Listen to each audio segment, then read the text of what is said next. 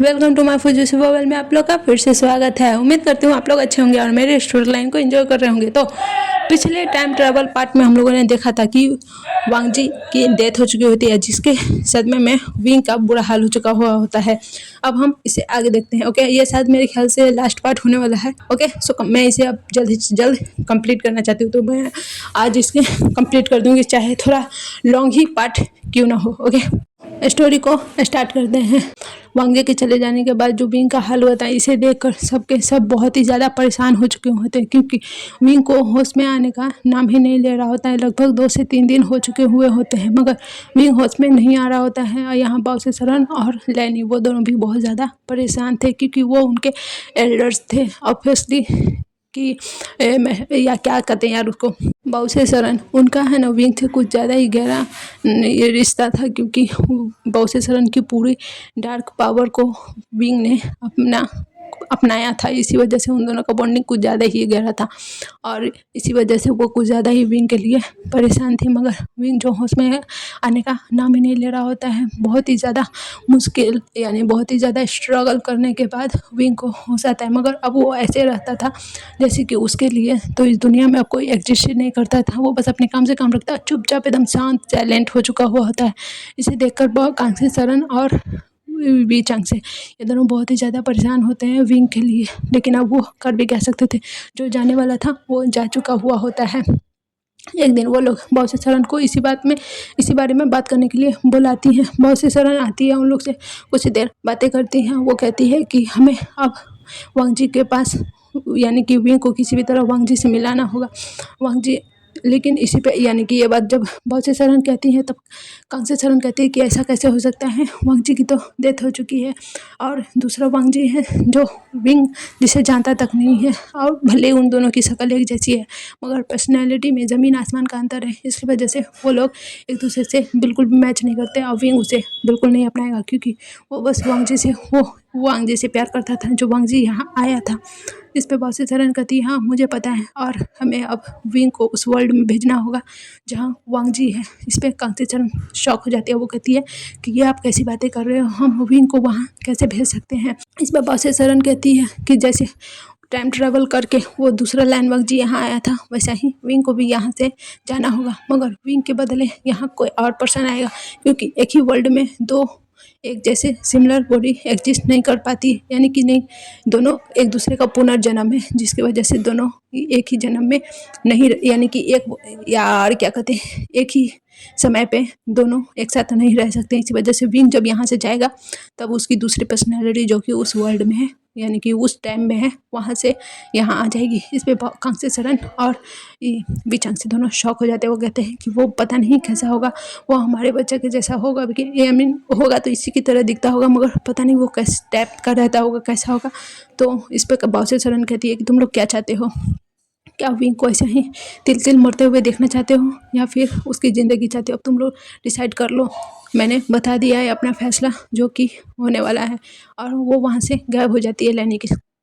यहाँ बाउसे शरण और आई मीन यहाँ कांसे और वी चांग से दोनों ही बहुत ही ज़्यादा शॉक होते हैं। अब वो उन्हें समझ में नहीं आ रहा होता है कि वो दोनों आखिर करे तो करे क्या, क्योंकि वो अपने बच्चे को ऐसे मुसीबत में नहीं देख सकते थे। वो किसी भी तरह से विंग को खुश देखना चाहते थे। इसी वजह से वो बाउसे शरण को यानी कि वो दोनों डिसाइड करते कि वो बाउसे शरण कैसे कहेंगे कि वो जैसा करना चाहे वैसा कर सकते हैं। वैसे उन दोनों को बहुत ही ज़्यादा बुरा लग रहा होता है, क्योंकि वो विंग को अपने से दूर नहीं जाने देना चाहते थे कि कुछ भी कह लो, मगर विंग उनका बच्चा था।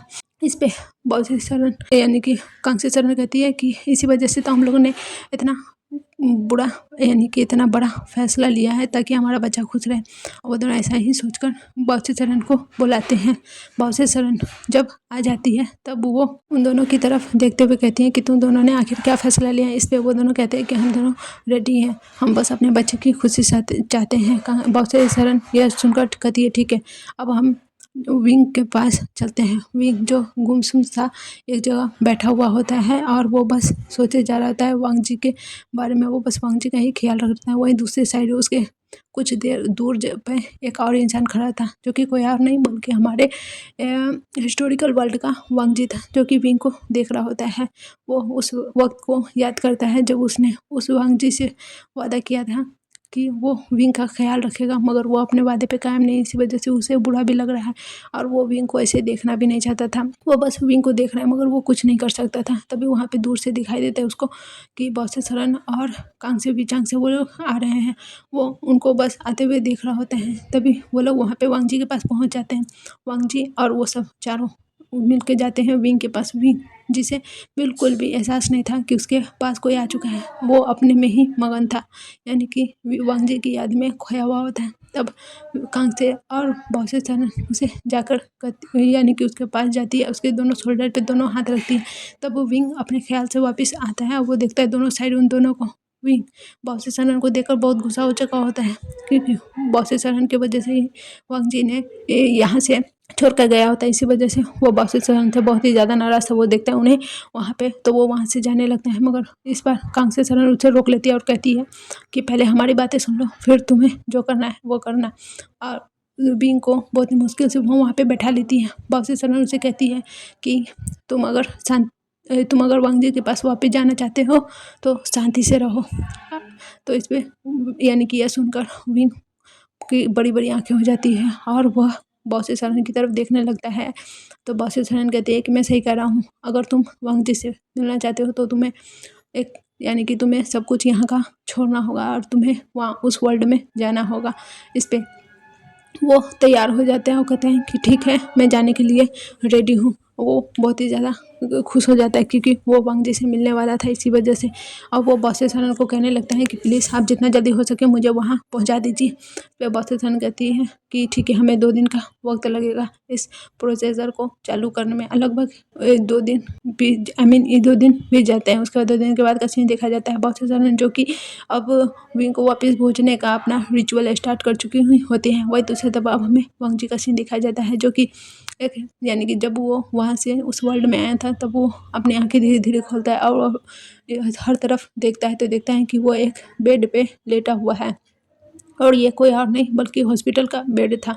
वो बस इधर उधर देख रहा होता है। तभी वहाँ पे नी हुसैन आता है और वो वांग जी को होश में देखकर बहुत ही ज़्यादा खुश होता है। वो जल्दी से जाके वांग जी को हक कर लेता है और कहता है कि वांग जी ब्रदर, आप ठीक तो है ना? मैं आपके लिए कितना ज़्यादा परेशान हो गया था। आपको पता है जब मैं आपसे मिलने आया था तो मैंने देखा था कि आप वहाँ यानी कि उससे नीचे गिर गए थे। मैं कितना ज़्यादा डर गया था आपको देखकर, और गगा भी साथ में थे।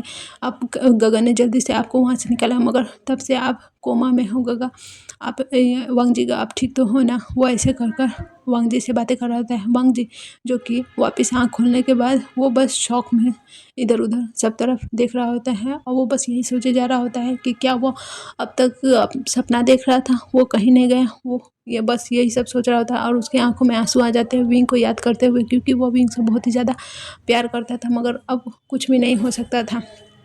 वो बस शांति से वांग जी की तरफ यानी कि नी हुसैन की तरफ देख रहा होता है। नी हुसैन बहुत ही ज़्यादा हैप्पी था वांग जी को होश में आता हुआ देखकर। वो जल्दी से डॉक्टर्स को बुलाता है। डॉक्टर्स आते हैं, वांग जी का चेकअप करते हैं और वो लोग वहाँ से चले जाते हैं और कहते हैं कि अब ये ठीक है तो आप उसे ले जा सकते हैं। आई मीन उसका डिस्चार्ज कर सकते हैं, कुछ देर में प्रोसेस कर सकते हैं। नी हुसैन जल्दी से अपने ब्रदर को कॉल कर देता है। जब नी मिंजू आते हैं तो वो भी खुश हो जाते हैं वांग जी को होश में देखकर। वो कहते हैं ठीक है।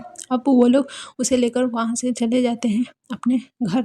यहाँ नी मिंजू की शादी हो चुकी हुई होती है मेंगियाओ से। मेंगियाओ जो कि बहुत ही अच्छा पर्सन था। वो वांग नी हुसैन का अपने लिटिल ब्रदर की तरह ख्याल रख रहा होता है, जैसे कि लिटिल ब्रदर से भी ज़्यादा, जैसे कि वो उसका खुद का बच्चा ही हो। नी हुसैन बहुत ही ज़्यादा हैप्पी फील करता था कि उसको इतना अच्छा ब्रदर इन लॉ मिला है।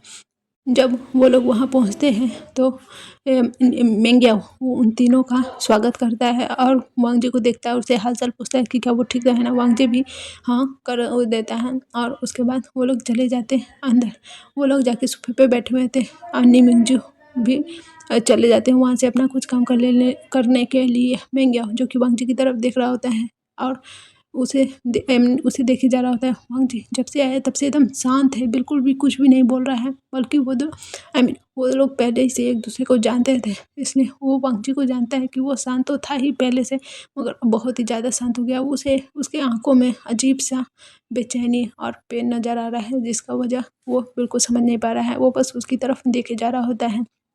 वहीं वांग जी उसे बोलता है कि अब क्या करें, तुमने मुझे अपने घर लिया, मुझे अब अपने घर जाना होगा। इस पे निमिंग जी उधर से आते हुए कहते कि नहीं, तुम्हें अब कहीं जाने की ज़रूरत नहीं है, नी हुसैन ने हमें बता दिया है और तुम यहीं रहोगे अब इसी यानी कि नी जो ऐसा बोलते हैं। तब वांग जी उनकी तरफ देखने लगता है और तब नी मिंजू कहते हैं कि तुम मेरे भाई के ही दोस्त हो और तुम मेरे ही भी मेरे भाई की तरह छोटे भाई ही हुए, तो अब से मैं तुम्हारा ख्याल रखूँगा। मिंगिया भी उस पे कह देता है कि हाँ, नी मिंजू बिल्कुल सही कह रहे हैं, तुम्हें अब यहीं रहना है, वहाँ उस नर्क में जाने की ज़रूरत नहीं है, उस जेल में जहाँ तुम्हारी फ़िक्र करने वाला कोई भी नहीं है। इतने दिनों से तुम कोमा में हो मगर उन लोग को उससे कोई फ़र्क नहीं पड़ रहा है, वहाँ जाने की तुम्हें अब ज़रूरत भी नहीं है।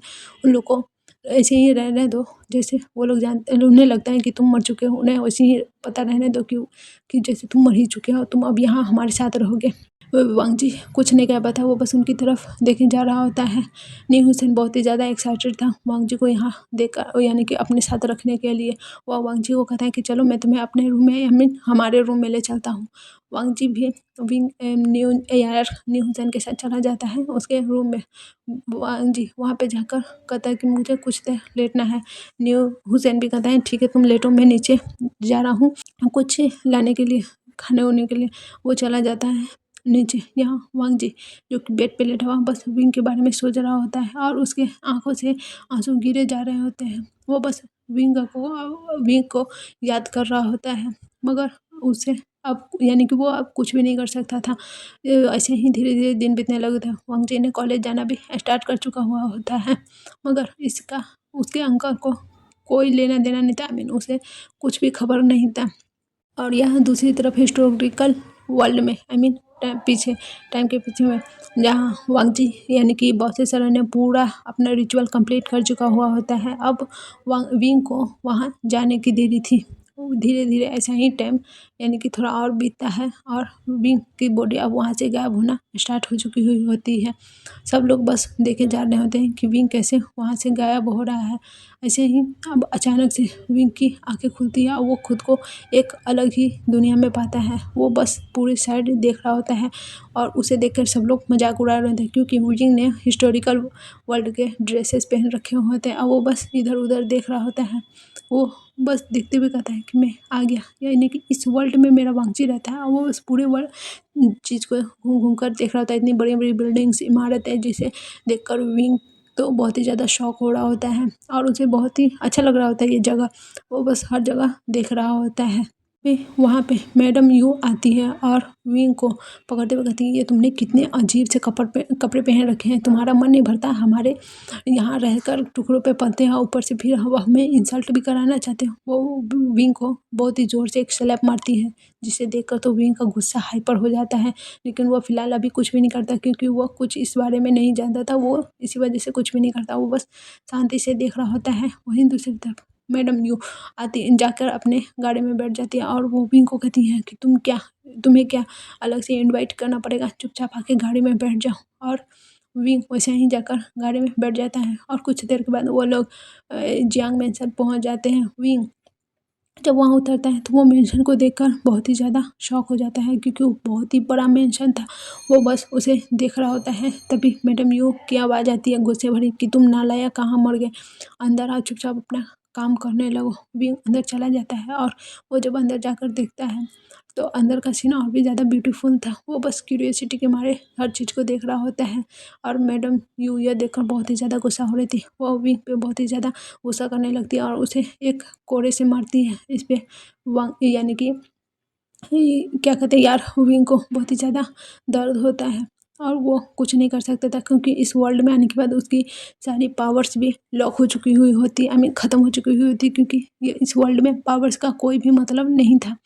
इसी वजह से वो बस मैडम यू की तरफ देख रहा होता है। वो कहता है कि ये वो लेडी है जो उस वर्ल्ड में मुझसे इतना प्यार करती थी और ये यहाँ इसे कैसे बिहेव कर रही है। वो बस शॉकिंगली मैडम यू की तरफ देख रहा होता है, मगर वो शांत रहता है। वो बस पहले सोचता है कि पहले इन सबको ये देखेगा कि किस टाइप से इस वर्ल्ड में एडजस्ट करने के लिए उसे पहले सब कुछ चीज़ को एनालाइज करना पड़ेगा। इसी वजह से वो शांत रहता है और बस सबको देखता रहता है। धीरे धीरे अच्छी टाइम बीतने लगता है और विंग वहाँ धीरे धीरे सब कुछ सीखने लगता है। वहीं दूसरे वर्ल्ड में, हिस्ट्रिकल वर्ल्ड में, जहाँ की यहाँ का विंग जा चुका होता है, वो वहाँ पहुँचने के बाद बहुत ही ज़्यादा शौक था और वो भी अपने हर साइड सब चीज़ को देख रहा होता है। तभी वो अपने सामने पॉप से शरण को और विचांग से अचांग से शरण को देखता है और वो शॉक हो जाता है, क्योंकि वो इन तीनों को जानता था, उसके मॉम, डैड और उसकी ग्रैंड माँ।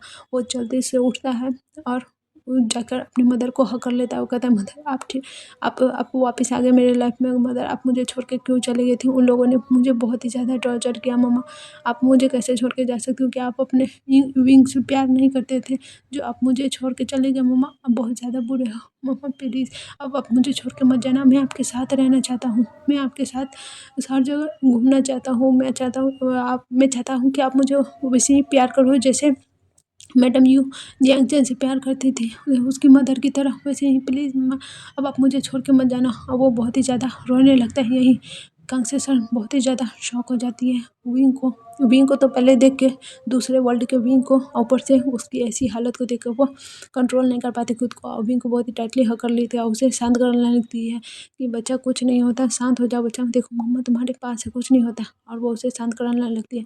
कुछ देर के बाद विंग शांत भी हो जाता है और वो फिर उनके गर्दन से अपने हेड को बाहर निकाल कर उनकी तरफ देखने लगता है।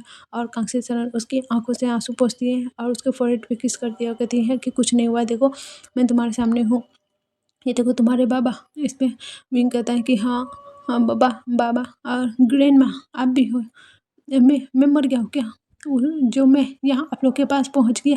पे वो लोग कहती है कि तुम कैसी बातें कर रहे हो? इस पे विंग कहता है कि आप लोगों ने तो मुझे छोड़कर वहाँ उस जल्लाद के घर में छोड़कर आप चले आए थे और उन लोग मुझे इतना ज़्यादा टॉर्चर करते थे, मुझे खाने के लिए खाना नहीं देते थे, हर वक्त मुझसे काम कराते थे और हर एक बात पे, छोटी सी गलती पे मुझे बहुत मारा करते थे। मम्मा आपने ऐसा क्यों किया? आप मुझे छोड़ के कैसे आए? ये सब सुनकर वो तीनों ही बहुत ही ज़्यादा शौक थे। साथ में वहीं साइड में खड़ा हुआ वांगजी, यानी कि वांगजी लैनी और वांगजी का ब्रदर और उसके अंकल भी, वो लोग भी बहुत ही ज़्यादा शौक थे कि क्या उस वर्ल्ड के लोग इतने ज़्यादा क्रूअल थे कि बेचारे विंग के साथ क्या क्या नहीं किया। वहीं दूसरी तरफ वहाँ पे एक और फैमिली थी जो कि कोई और नहीं बल्कि जैंग फैमिली थी और वो विंग की बातों को सुनकर बहुत ही ज़्यादा शौक हो चुके होते हैं। वो बस विंग को देखे जा रहे होते हैं, मगर विंग ने अभी तक उनकी तरफ नहीं देखा होता है और वो बस अपने मदर से गला लगा हुआ सब कुछ बोले जा रहा होता है।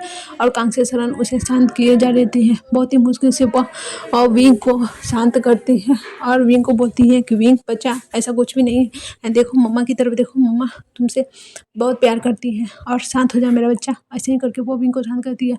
विंग जब शांत हो जाता है तो वो अपने साइड इधर उधर देखने लगता है। वो पहले लैंड फैमिली को देखता है और वह उन सबको देख रहा होता है। तभी उसकी नज़र जाती है लैंड वांगची की तरफ, जिसे वह देखते ही उसकी नज़र उसकी तरफ अटक चुकी हुई होती है और बस उसे देखे जा रहा होता है। वहीं वांगची का हाल कुछ और नहीं था, वो बस विंग को देखे जा रहा होता है। विंग जो कि बहुत ही ज़्यादा हैंडसम लग रहा होता है, भले उसके साथ वहाँ के लोगों ने कैसा भी बिहेव किया हो, मगर उसे उसके हैंडसमनेस पे बिल्कुल भी कमी नहीं आई होती है।